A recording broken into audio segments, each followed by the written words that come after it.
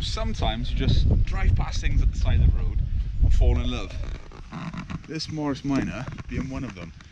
Kit's over there taking some shots. But look at this. We actually had permission off the owner. It's been sat here for about 18 years, but he's recently moved it over a little bit. But look at this. How cool is that? Love it. Just close that. Yeah, I was going to say close. How awesome is that? Love it.